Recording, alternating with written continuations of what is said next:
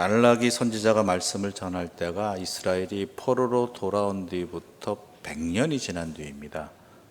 100년이라는 것은 어마어마한 시간이지요. 그동안 이스라엘들이 행한 일들은 성전을 재건하고 또한 성벽도 재건하고 하는 그러한 일들이 많이 나타났죠. 그런데 그들이 기대하고 있던 이것을, 즉 성전과 성벽 그리고 예루살렘을 재건하면서 그들이 기도하고 기대했던 예루살렘의 부흥, 또한 이스라엘의 회복, 강인함, 만방 위에 자신들의 영광이 드러나는 삶, 이런 것은 둘째치고라도 현실의 어려움들과 또한 이방 세력들에 대해 이로 인한 힘듦은 여전하더라는 것이죠. 그러니까 차츰 신앙이 흔들려 버리는 것입니다. 그렇다고 신앙이 흔들려 버린다는 것이 말 그대로 예배 안 드리고 제사 안 드리고 하나님 섬긴다고 하면서 실제로는 우상들을 같이 섬기고 있고 이런 모습들이 노골적으로 드러나는 것이 아니라 제사는 드리고 또한 성전에는 나오는데 그들의 삶이 하나님의 백성답지 않은 삶으로 변질되기 시작했다는 것이죠. 앞서 우리가 말라기를 통해서 제사장들에 대한 하나님의 꾸짖음의 이야기들을 나눴지만 오늘 본문은 이스라엘 백성들을 향한 하나님의 꾸짖음이기도 한 것입니다. 어찌 보면 당연한 일이기도 합니다.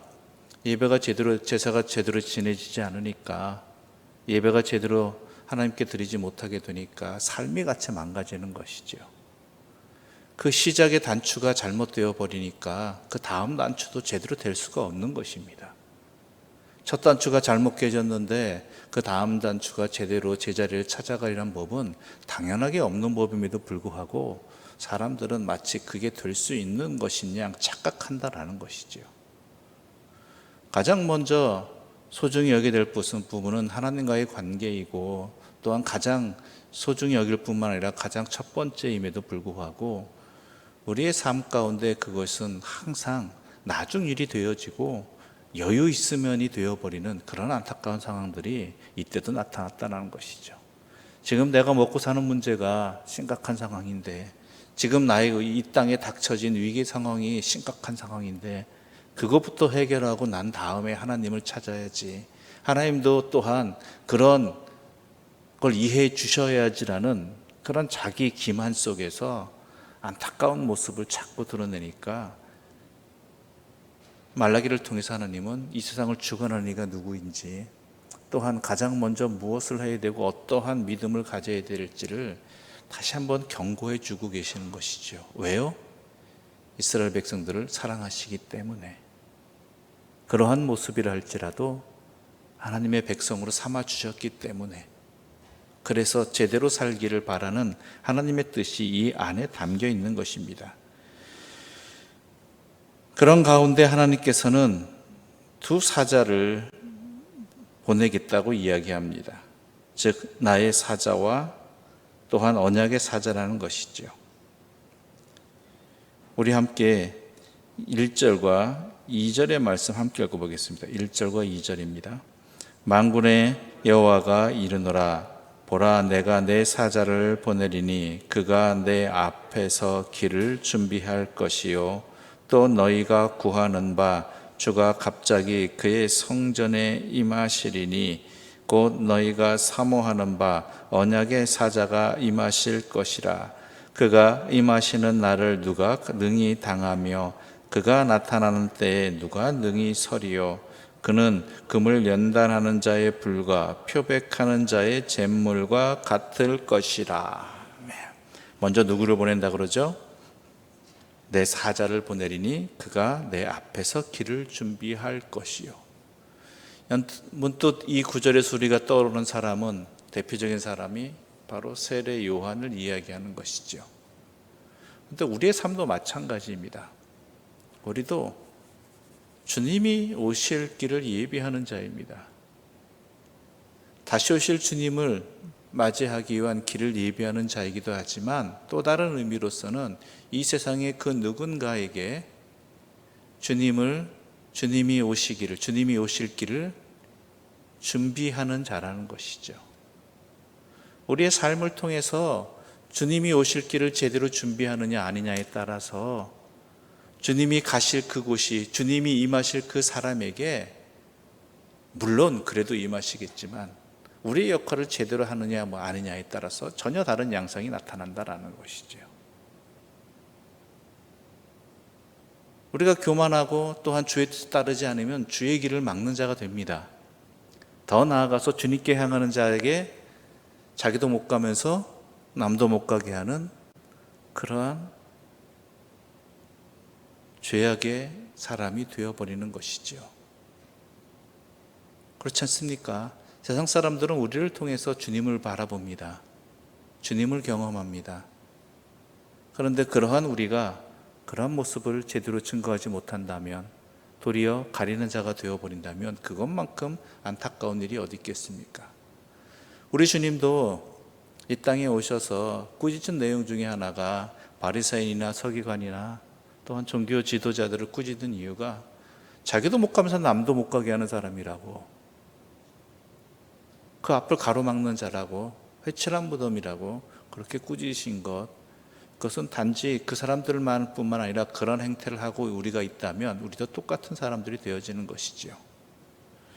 또한 우리가 분명히 알아야 될 것은 언약의 사자가 임하는데 그 언약의 사자가 하시는 일이 뭐냐? 연단하는 자요 표백하는 자라는 것입니다. 연단하는 자요 표백하는 자. 사람들이 기대합니다. 주님이 오시면 나에게 좋은 일이 있을 것이라고. 그렇죠? 좋은 일은 맞죠. 근데 우리가 생각하는 좋은 날은 뭐예요? 좋은 일은 뭔가 더 많아지고 걱정 근심 없어지고 이 땅에서 삶이 편안해지고 이런 것들이잖아요. 그런데 언약의 사자가 임하셔서 우리 주님이 오셔서 하시는 일은 뭐예요? 우리를 불순물로부터, 즉 부정함으로부터, 죄악됨의 자리에서 우리를 연단시키고 표백시키는 일들이라는 것이죠. 하나님의 백성으로 제대로 살아가게, 죄악으로부터 벗어나게. 이것을 우리가 분명히 알아야 되는 것입니다. 예수 믿는다는 것은요, 또 예수님을 통해서 내가 변화된다는 것은요, 내가 연단되어지고 표백되어진다는 것입니다. 내 삶이. 내가 더러운 죄인이라는 걸 깨닫게 되는 자리이고요. 그리고 그것이 나의 힘으로 될 수 없다는 것을 알기 때문에 주님의 은혜로 말미암아 내가 깨끗해지기를 간절히 소망하는 것이고, 그렇게 되어지는 것이고, 그리고 기쁨으로 살아가는 것이죠. 그러한 언약의 사자를 하나님께서 우리에게 허락해 주셨다는 것이고 허락해 주셨죠. 우리 구주 예수 그리스도를 통해서 우리가 가장 먼저 큰 은혜는 우리 자신을 깨닫는 은혜를 누리시기 바랍니다. 그게 가장 중요한 것입니다. 그리고 예수 그리스도의 은혜를 통해서, 이끄심을 통해서 나의 잘못된 것들이, 부정한 것들이, 죄악됨이 연단되어지고 또한 표백되어져서 은과 같이 되어지는, 정금과 같이 거듭나는 그러한 우리의 삶에 은혜가 있기를 간절히 소망합니다. 그뿐만이 아니죠. 또한 하나님께서 이렇게 된 백성들이 어떻게 살아가기를 원하시는가, 그것이 5절에 잘 기록되어 있습니다. 4절부터 읽는 것이 가장 좋겠습니다. 4절부터 5절까지입니다. 함께 읽겠습니다.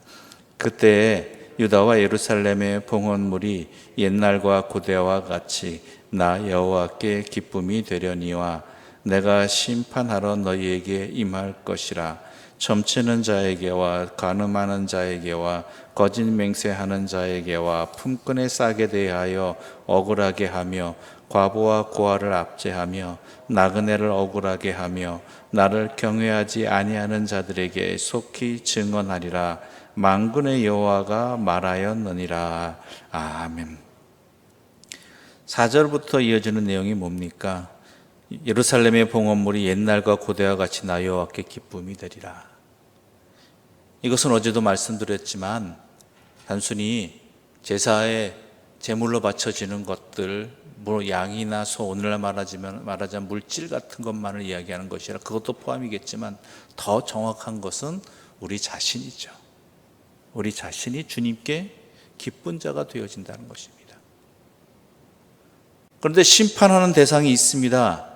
그럼에도 불구하고 심판하는 자, 즉 점치는 자, 간음하는 자, 거짓 맹세하는 자, 품꾼에 싸게 대하여 억울하게 하며 과부와 고아를 압제하고 나그네를 억울해하고 나를 경외하지 아니하는 자. 즉 앞선 모든 것들을 한 구절로 표현하자면 하나님을 경외하지 않는 자의 삶의 모습입니다. 앞에 말한 것들이. 하나님을 경외한다면 이렇게 살지 않는다는 것이죠. 그런데 점치는 자라는 것이 단순히 점집 찾아가고 이런 것들만을 말하는 것이 아니라 이러한 것들이 담겨진 더 큰 의미가 있습니다. 그것이 뭐냐면 하나님 말씀보다 세상의 말을 더 듣는 사람들. 그렇잖아요. 저도 그럴 때가 많거든요. 하나님 말씀은 하나님 말씀이고 살아가는 데 있어서는 세상이 이렇게 하고 성공한 사람들이 이렇게 하고 또한 여러저러 소리가 들린단 말이에요. 그것을 내 인생에 영향을 주는, 내가 어떻게 살아야 될 것인가에 대한 기준으로 삼는 것이 되어버린다는 것이죠. 가만히 살펴보면 하나님 말씀은 같은 내용이라 다른 것을 말하고 있는데 그것은 뒤로 밀어버리고 하나님 말씀보다 더 세상의 말에 대하여 더 중심을 두고 있는 것. 그래서 세상 말을 다 무시하라는 이야기 아닙니다. 여러분 오해하지 마십시오. 그 가운데 하나님의 뜻이 어디 있는가 그 뜻에 따라 살아가야 된다는 것이죠. 어제 하루를 살아가시면서 여러분은 어느 소리에 더 귀를 기울이셨습니까? 여러분의 마음이 더 향했습니까?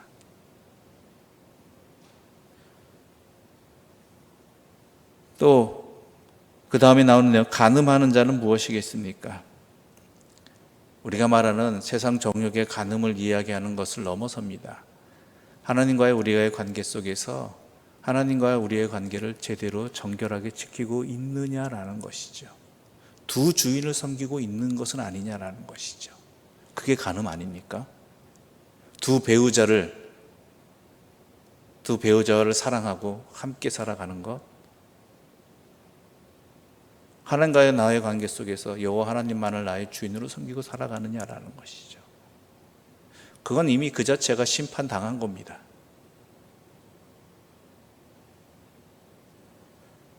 특히 자신의 욕망에 사로잡힌 자, 그것이 나의 하나님이 되어버리는 자, 자신의 세상적인 추구가 나의 삶의 목표가 되어버린 자, 여러분의 삶의 목표는 무엇입니까? 가장 중요한 목표는 하나님의 백성으로 살아가는 것 아니겠습니까? 각자에게 주어진 역할들과 앞으로 해나가야 될 역할들이 분명히 있지만, 자리가 있지만 그것 또한 하나님의 백성으로 하나님의 뜻에 따라서 살아가야 되는 것 아니겠습니까?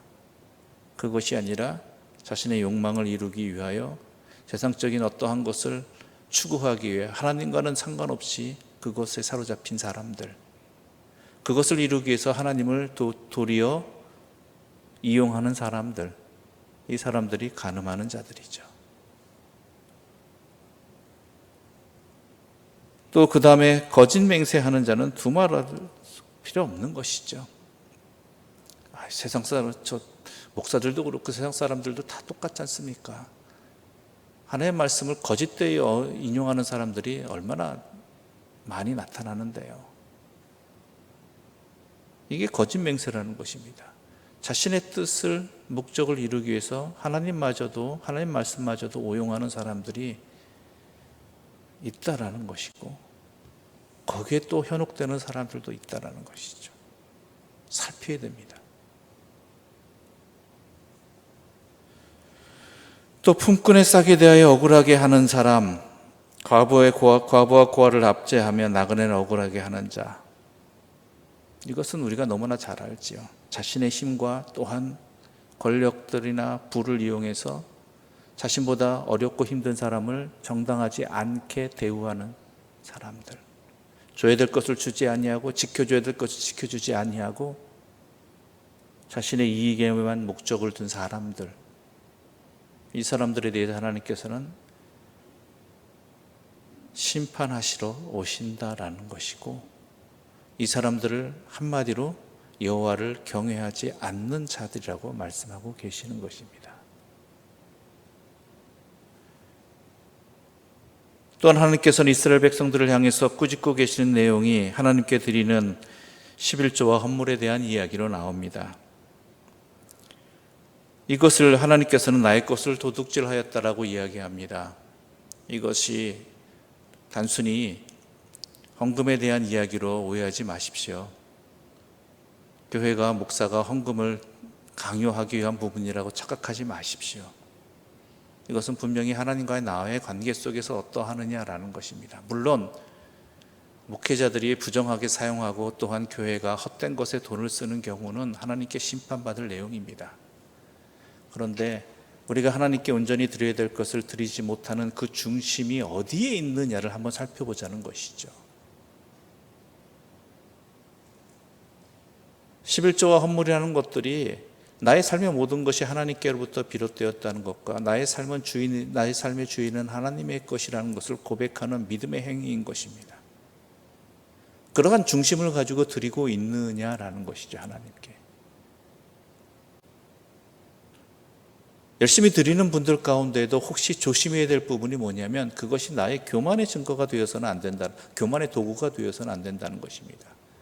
내가 이렇게 많이 하는데, 내가 이렇게 정확히 하는데 하면서 마치 그것이 나의 생색내기용이 되어버려서는 안 된다는 것이죠.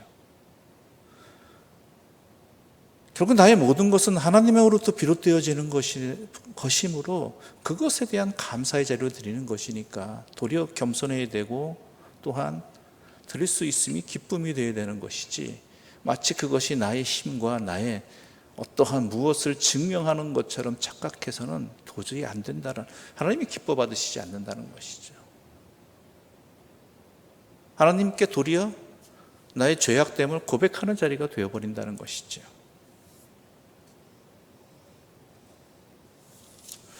그래서 하나님께서 말씀하십니다. 10절 말씀 우리 함께 좀 읽어볼까요? 10절입니다. 함께 읽겠습니다. 만군의 여호와가 이르노라, 너희가 온전한 11조를 창고에 들여 나의 집에 양식이 있게 하고 그것으로 나를 시험하여 내가 하늘 문을 열고 너희에게 복을 쌓을 것이 없도록 붙지 아니하나 보라. 많이 인용되는 구절이죠, 헌금에 대해서 이야기할 때. 그런데 중요한 건 온전한 11조라는 것입니다. 11조라는 것은 헌금의 대표적인 형태인데, 온전한 11조라는 것은 내가 11조를 드리는, 헌금을 드리는, 그것이 많던 적던 온전히 하나님께, 나의 모든 것이 하나님께로부터 비롯되었고 또한 하나님의 은혜 없이는 살아갈 수 없는 존재라는 것을 고백하면서 확신하고 또한 주의 백성으로 앞으로도 주께 온전히 매어달려 주의 은혜 가운데 살아가겠습니다, 주의 증인으로 주의 사람으로 살아가겠습니다라는 그러한 신앙의 고백을 담아서 함께 드리는 것이 온전한 11조인 것입니다. 그냥 11조가 아니라 온전한 11조를 드리라는 것이죠. 그럴 때 하나님께서는 은혜와 복을, 그 백성이 하나님의 사람답게 살아갈 수 있도록 은혜와 복을 마음껏 부어주신다는 것이죠.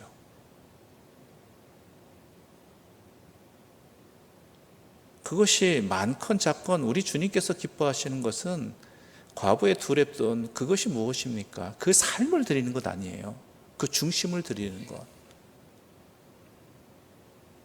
그것을 기뻐 받으시고 그렇게 드리라는 것이지요.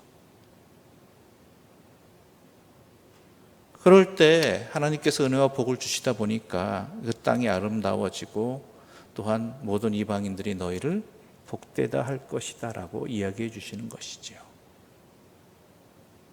명심하십시오. 온전한 예물을 하나님께 드리는 것입니다. 온전하다는 것이 무엇인지 앞서 우리가 나눈 말씀들을 잘 생각해 보시고 우리의 삶 가운데 그러한 주님을 향한 예물로 인하여서 우리의 삶이 제대로 기준이 잡히고 믿음이 제대로 행해지고 그리고 믿음 가운데 살아가는 은혜가 있기를 바랍니다. 기도드리겠습니다. 하나님 아버지 감사합니다. 하나님께서 우리에게 은혜를 주시고 사랑을 주시고 복을 주시는 여호와 하나님이심을 그러기 위해서 그런 은혜를 그러한 복을 받게 하시기 위해서 우리를 연단하시고 또한 때로는 꾸짖으시고 그리하여 표백하시는 하나님의 은혜가 있음을 다시 한번 깨닫게 해주시고 기쁨으로 이 말씀을 받게 해주시니 감사합니다. 이 말씀 앞에서 내 삶을 돌아보게 하여 주시고 깨닫게 하여 주시고 그리고 주님 앞에 회복해 나가는 참된 믿음의 사람들 되게 하여 주시옵소서. 예수님의 이름으로 기도드립니다. 아멘. 하늘에 계신 우리 아버지의 이름을 거룩하게 하시며 아버지의 나라가 오게 하시며 아버지의 뜻이 하늘에서와 같이 땅에서도 이루어지게 하소서. 오늘 우리에게 일용할 양식을 주시고 우리가 우리에게 잘못한 사람을 용서하여 준 것 같이 우리 죄를 용서하여 주시고 우리를 시험에 빠지지 않게 하시고 악에서 구하소서. 나라와 권능과 영광이 영원히 아버지의 것입니다. 아멘.